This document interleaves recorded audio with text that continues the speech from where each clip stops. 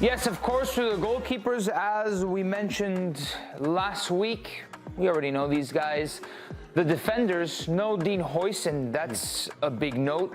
And for the midfielders as well, we said they pick themselves. Perhaps one omission we had mentioned, Moleiro from Villarreal, who didn't eventually make the cut. Yeah. And Jeremy Pino actually makes the list of forwards, the Crystal Palace attacker, former Villarreal. But it is the usual names. Victor Munoz from Osasuna is also one of the youngsters on this side. But we weren't too concerned, Aaron, about the squad because most of the names were the ones that we were expecting. Yeah, I think we only got 3 names wrong. We might have included Greg Lenormand and didn't have Jeremy Pino and Victor Munoz, who Guillem did shout out. But as you mentioned, this team mostly picks itself. Not too many names that were really debated over. Mikel Merino included, even though he's had an injury hit season. He's back in full training. He's back in the team for Arsenal. So that he is included in the Spain squad, but it's a strong squad overall. Are you impressed by the team? Yeah, I mean, it's a very strong team. Fantastic. How about you? What do you think? Yeah. So you could have taken 1 or 2 different ones, and that's the argument we had a few days back. But it was great to see GAVI, as we expected, confirmed back into the side for the first time since November 23. And if you haven't got the video of him hearing through the television when he was called up, you have to watch it. He got very, very emotional. And Luis de la Fuente calls him the toy of the squad, as in he's always making jokes, and he gets involved in every discussion that's taking place. It's important for the human side of things, but for the football side of things, especially from the moment that Fermín López was not going to be there, that role is going to be filled by many others, but perhaps GAVI and Baena in particular. But when you look at the squad, what you see is versatility and team spirit, and not Real Madrid player. But apart from that, go back to the first 2 things, and I think this is very important.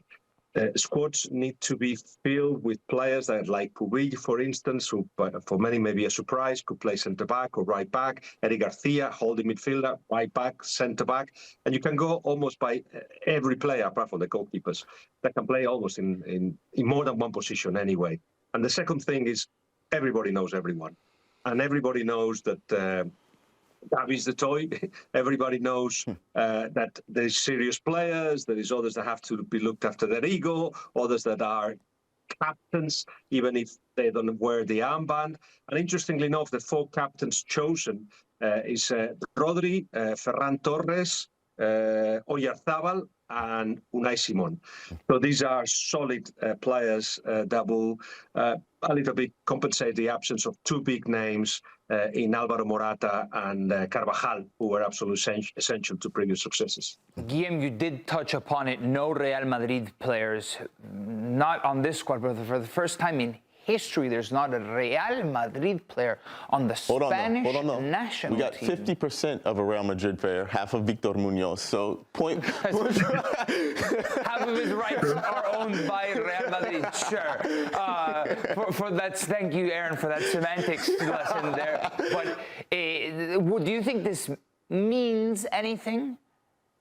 It means one thing, that there will be a section of the media, a section of the fans that may not feel Spain very theirs. Because as you know, Spanish football culture is very club-orientated. And there is a lot of Barcelona players and no Real Madrid players. So it does feel like already in social media and some names in the media have been just in the trenches saying, well, not Real Madrid players, what about that, experience and the mentality of a Real Madrid player? And they started kind of dividing the debate. But I don't think that will go very far, because if you get a couple of wins in the first games, and even, this is a Lamine Yamal team and he's a Barcelona player. If the team starts succeeding, I think that the nation will get together again. We've seen the goalkeeper list, and that one basically picked itself. No surprises in the slightest. Will we see any surprise in the selection? Will we see any aberration from Unai Simon as the #1 this tournament? There's no argument. That's it. He's one of the captains. He does what he's required. He has succeeded with the national team. He's a leader. There's 0 arguments up till at the end of this tournament. And then I think we will see Joan Garcia perhaps as #1. But right now, there's no argument. What about Lamine and his health heading into the World Cup? How do you foresee his involvement playing out through the first couple of games? De La Fuente has mentioned that everybody will be available from the first game. It doesn't mean that they will play the first game. They may just play some minutes, but that was obviously referring to Nico Williams and Lamine Yamal, both of them who are recovering from injury.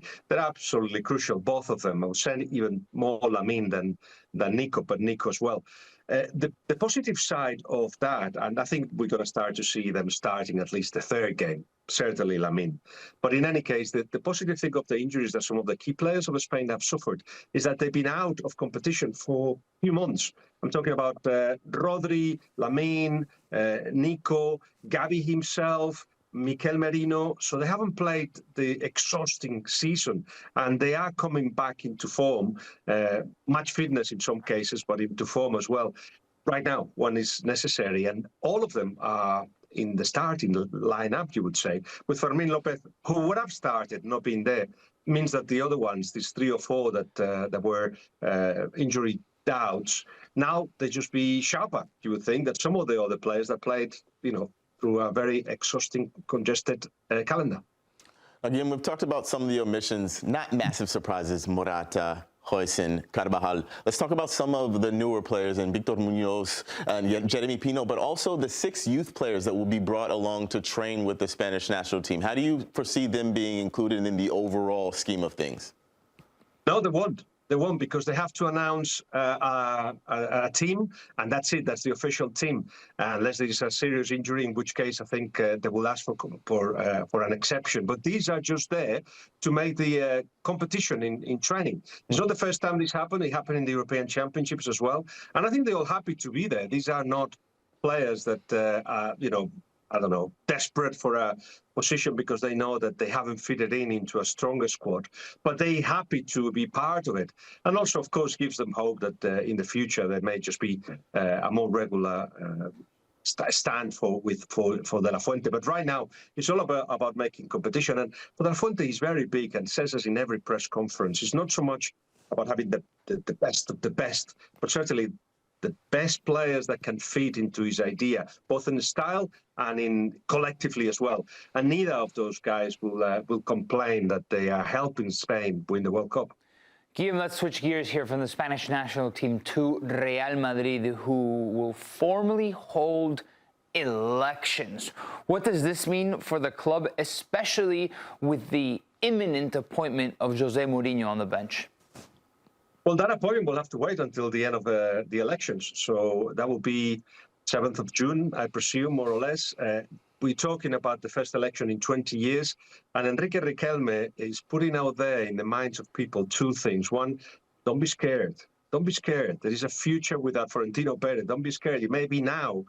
We don't think it could be. The impression is that Florentino Perez has got enough backing to actually continue.